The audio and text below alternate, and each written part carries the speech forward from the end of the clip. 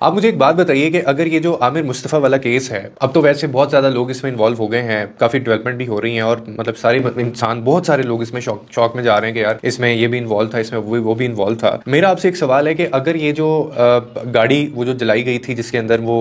मुस्तफ़ा आमिर जो लड़का है उसकी फिर वो बॉडी मिली, तो अगर ये मामला यहाँ तक ना पहुंचता, अगर वो गाड़ी ना मिलती या अगर इसकी जो बॉडी है वो ना मिलती, तो क्या ये केस का किसी को पता चलना था? ये तो असल में पहले तो किसी को भी नहीं पता था ना। तो बात ये असल में शुरू यहाँ से हुई थी कि वहां पे किसी बंदे की गाड़ी के अंदर बॉडी मिली और वो जली हुई थी, और जब उसको डीएनए के लिए भेजा गया, जब उसके ऊपर इन्वेस्टिगेशन की गई, तो ये पता चलता है कि ये किसी बच्चे की बॉडी है और वो बच्चे की माँ उसको 4 दिन से ढूंढ रही थी। करते करते ट्रेल मिलती है, फिर पता चलता है कि इसमें जो जो लोग जिनके ऊपर इल्जाम होता है, कुछ जो एम्बिगुअस जिनके ऊपर होते हैं केसेस, उनको पकड़ा जाता है और वो फिर किसी और का नाम लेते हैं। बीच में फिर वो साजिद हसन के जो साहबजादे हैं, साहिर हसन गालबन, उनका नाम आता है और ये सारी चीजें जो है वो इस तरह से सामने आ जाती हैं। अब सवाल ये है जो मैं आपको बताना चाह रहा हूँ कि इस वक्त पाकिस्तान के अंदर आपको नहीं पता कि कहाँ पे क्या क्या चीजें हो रही हैं, और इस वक्त हम जो लड़ाई लड़ रहे हैं ना, ये आपके मेरे हमारे बच्चों के लिए, हमारे जो फ्यूचर में जो जितने भी यूथ है उनके लिए ये सबसे खतरनाक लड़ाई है, जो हथियार से लड़ी नहीं जा रही है बल्कि डिजिटल तरीके से लड़ी जा रही है और जहन साजी की जा रही है। किसी भी सोसाइटी में उसकी जो यूथ होती है ना, कुछ कोई जो उसके नौजवान होते हैं, अगर आपने उनको खत्म करना हो ना, तो आप उनकी जहन साजी कर दें, मतलब आप उनमें ऐसे परसेप्शंस डाल दें, आप ऐसे नैरेटिव बिल्ड कर दें, या आपको एक ऐसी चीज में उनको लगा दें कि उनको टाइम ही ना मिले अपने ऊपर इन्वेस्ट करने का। अब इस वक्त पाकिस्तान के अंदर हो क्या रहा है इस वक्त, इस सिवाय इसके आपको कहीं कोई खबर नहीं मिलती कि जी वो रजब भट्ट ने मान डोगर को कुछ कह दिया है, मान डोगर ने उसको उमर भट्ट को कुछ कह दिया है, एक वो नानी वाला बीच में आ जाता है, फिर डकी भाई आ जाते हैं, फिर इनकी शादियां आ जाती हैं, फिर इनकी किडनैपिंग आ जाती है, और फिर ये कभी सिद्धू मूसे वाले बीच में आ जाते हैं उनको, क्योंकि ये बहुत ज्यादा उसको फैन ये मानते हैं। फिर जब ये एक दूसरे के ऊपर ये केसेस करते हैं, तो फिर एक लॉयर्स की वकीलों का भी एक गैंगस्टर अब सामने आ गया है, तो वो भी अपने आप को कहीं ना कहीं फेम दिलवाने के लिए वो केसेस इनके ऊपर एफआईआर करवाई जाती हैं और वो तगड़े से तगड़ा वकील किया जाता है। फिर ये लोग अदालतों में जाते हैं और अदालतों में ये 15-20 लोग लेके जाते हैं, फिर वहां पे इनकी स्लो मोशन वीडियो बनती हैं जिसके अंदर ये कभी चादर ऐसे फेंक रहे होते हैं, कभी ये सीना तान के चल रहे होते हैं और वो फिर पीछे इफेक्ट लग रहे होते हैं। अब इसमें सबसे ज्यादा जो कंसर्निंग पॉइंट है, ये सारी जो मैंने तमीद बांधी, इसका मतलब क्या है और इसका मकसद क्या है कि इसको जब एक बच्चा देख रहा होता है ना, अब बच्चा उसका क्या जहन साजी उसकी हो रही है, वो क्या परसेप्शन ले रहा है, वो ये परसेप्शन ले रहा है कि ये लोग जो है ये बहुत ताकतवर हैं, ये लोग गैंगस्टर्स हैं, और ये इनके लाइव टिकटॉक पे अगर आप बैठ जाएं तो वहां पे जिस किस्म की वाहियात गालियां माँ बहनों की दी जाती हैं, और वो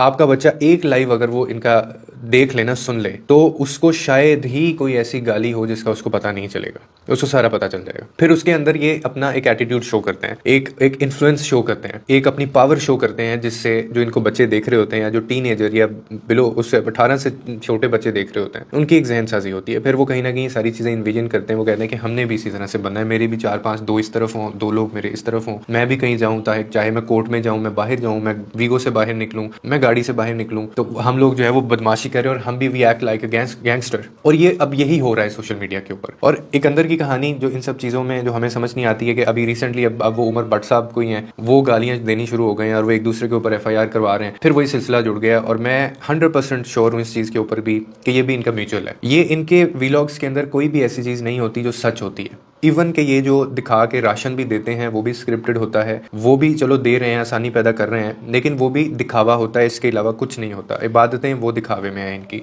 इनकी जो भी चीज़ें हैं, अल्लाह रसूल का नाम लेके व्यूज़ लेना, मैं ये कर दूंगा, मैं वो कर दूंगा, ये सारी चीज़ें इनका सिर्फ शो ऑफ है, इसके अलावा और कुछ नहीं है इनका मकसद। अब इन सारी चीज़ों के अंदर जो अलमिया है ना, सबसे बड़ा वो ये है कि ये जो लोग हैं इनके ऊपर चाहे केसेस होते हैं, ये चाहे एक दूसरे को गालियाँ देते हैं, ये चाहे कोर्ट के अंदर जाते हैं, दे इंजॉय एवरीथिंग। ये किसी को मारते हैं या किसी को स्क्रिप्टेड जो है वो किडनैप करते हैं, ये इंजॉय करते हैं इस चीज़ को। ये अपनी माँ को गाली देते हैं, ये इंजॉय करते हैं इस चीज़ को। ये अपनी बहन को जो है वो उसको रात सोते हुए जगाते हैं प्रैंक करके और बड़े उल्टे सीधे तरीके से, तो ये उसको भी इंजॉय करते हैं। और सिर्फ यही नहीं, इनको देखने वाले भी इस चीज़ को इंजॉय करते हैं। 5 मिलियन से ज़्यादा उनकी फॉलोइंग है, जो कि 50 लाख से ज़्यादा बनते हैं लोग। अभी जो 50 लाख से ज़्यादा लोग हैं, ये इनके लिए जो ये जो व्लॉगर्स हैं ना, ये इनके लिए हीरो होते हैं और ये इनको अपना सब कुछ समझते हैं और ये इनको फॉलो करना चाहते हैं और अपनी लाइफ में ये कहीं ना कहीं इनको उस तरह से अपनी लाइफ में लेके भी आ रहे होते हैं, प्रैक्टिस कर रहे होते हैं सारी चीज़ें। और रही बात टिकटॉक लाइव की, तो वो वैसे ही इलीगल पाकिस्तान में है, आप वो नहीं इस्तेमाल कर सकते उसको। और हैरानगी मुझे इस चीज़ पर भी होती है कि पाकिस्तान में एक चीज़ बैन है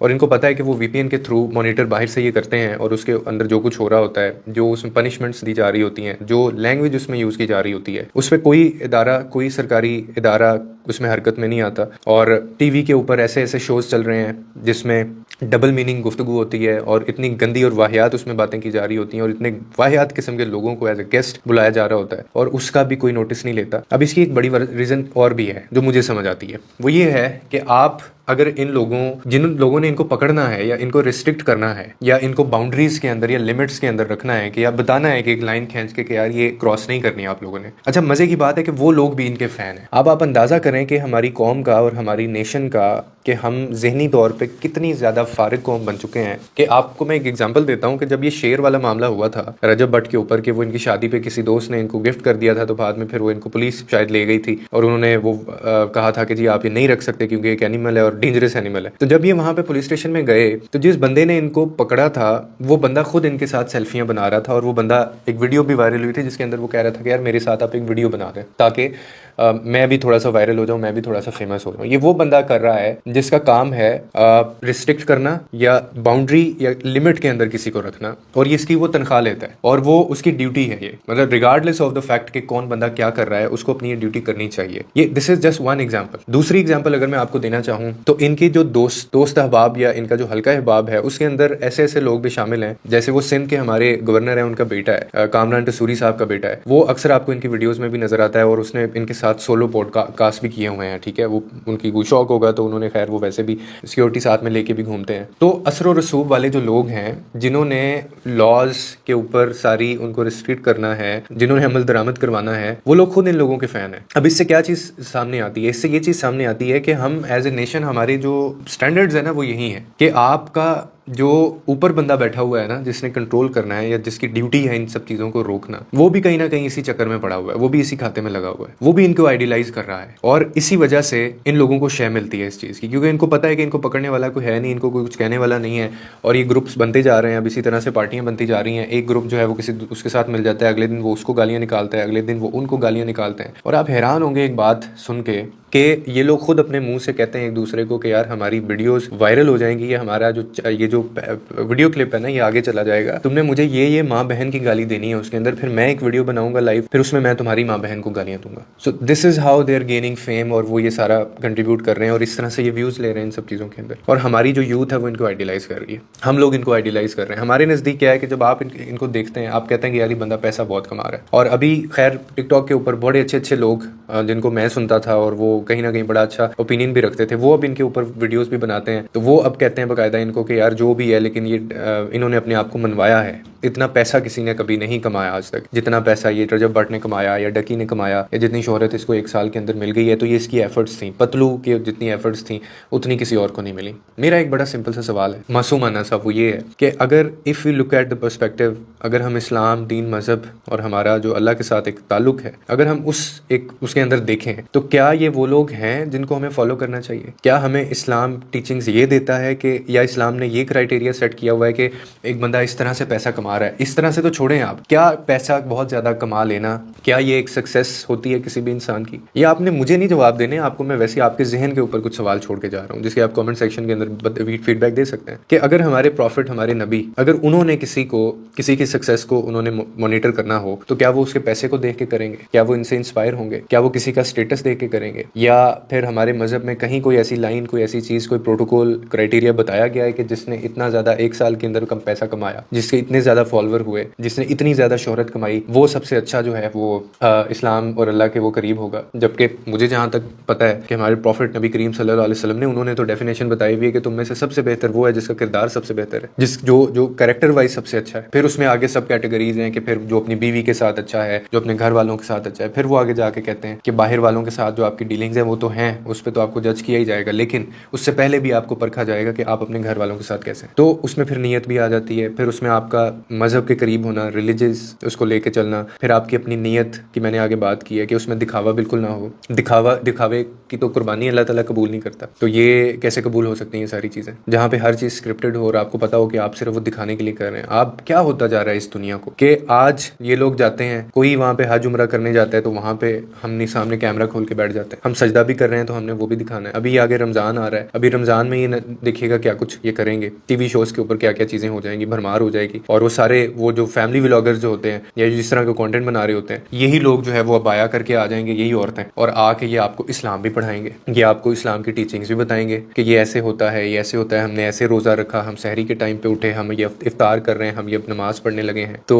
ये मतलब ये किस तरफ जा रही है दुनिया, और ये हम लोग, दुनिया नहीं, ये हम लोग किस तरफ जा रहे हैं। बिलीव में दुनिया के किसी कोने में ऐसी चीज़ें नहीं हो रही जो यहाँ पे हो रही हैं। और हम लोग क्लेम करते हैं कि इस्लाम हमारा सबसे बेहतरीन मजहब है, जो कि no doubt without shadow of doubt जो है, लेकिन वर्स्ट फॉलोअर्स के पास है। हम बदनाम करते हैं अपने मजहब को, लोग नहीं करते, ठीक है। या वो मजहब खुद कैसे गलत हो सकता है। तो ये गैंगस्टर गैंग्स बन जाना, गालियाँ देना, ये जो कल्चर है, फिर टॉक्सिक कल्चर, ड्रामों के अंदर हमें जो दिखाया सिखाया जा रहा है, फिर इसके अलावा जो अदालतों में चले जाते हैं, फिर ये गाड़ियाँ ले लेके उनकी जो है वो करते हैं, फिर पैसा लगाते हैं एक दूसरे के ऊपर। और पैसा जो है वो, अब आपने देखा होगा कि पहले ये 1-2 साल पहले ये जो पैसे फेंकने का ऐसे रिवाज नहीं था, ये अभी इस 1-2 साल के अंदर ये रिवाज हुआ है कि जो बेचारा अफोर्ड भी नहीं कर सकता ना, उसकी भी कोशिश होती है कि वो 10-15 हज़ार उड़ाए पैसा, और वो जमीन पे फेंके और फिर उसके ऊपर पाँव रखें, सिर्फ दिखाने के लिए, सिर्फ दिखाने के लिए, बेशक वो अफोर्ड ना कर सकता हो। तो ये लोग, इसको जहन साजी कहते हैं कि ये लोग कर रहे हैं आपके बच्चों की, कि आपके अंदर एक कॉम्प्लेक्स पैदा हो रहा है, आपको समझ ही नहीं आता प्रॉब्लम कहाँ पे है। जब तक आप इनको देखना बंद नहीं करेंगे या आइडियलाइज करना बंद नहीं करेंगे, ये चीज़ें बहुत बुरे तरीके से आपकी लाइफ में आएंगी। और ये मुस्तफ़ा आमिर वाला केस जो है वो, इन जैसे बच्चे फिर आते हैं, फिर इन जैसी फैमिलीज आती हैं, और फिर ये इस तरह से अंडरग्राउंड ये सारी चीज़ें हो रही हैं, अंडर द टेबल बहुत सारी चीज़ें हो रही होती हैं। और ये डीप स्टेट है पाकिस्तान, आपको नहीं पता आपके हमसाये में कौन क्या कर रहा है, आपकी बिल्डिंग जिसमें आप बैठे हैं उसमें कौन क्या कर रहा है, और कोई चेक एंड बैलेंस नहीं है इसके ऊपर, कोई इदारा काम नहीं कर रहा है इसके ऊपर। और उसकी रीज़न भी मैंने आपको बता दी क्यों नहीं कर रहा, कि वो खुद इन लोगों को आइडियलाइज करते हैं। तो मुझे नहीं पता कि ये कहाँ पे जाके ख़त्म होगा या इसका एंड क्या होने वाला है, लेकिन मैं एक चीज़ सिर्फ कह सकता हूँ कि ये बहुत बुरा हो रहा है, और ये वर्स्ट चीज़ें होने वाली हैं आगे जाके। और वैल्यूज़,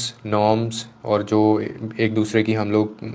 ये जो होती हैं इज़्ज़तें होती हैं, ये सब की ख़तरे में डलने वाली हैं, क्योंकि हया ख़त्म होती जा रही है, ईमान ख़त्म होता जा रहा है। और ये दोनों एक में से एक चीज़ ख़त्म हो जाए, दूसरी वैसे ख़त्म हो जाती है। ये मैंने नहीं, ये हमारे प्रॉफिट कहते हैं। लोगों के लिए आसानियाँ पैदा करें, रब आपके लिए आसानियाँ पैदा करेगा।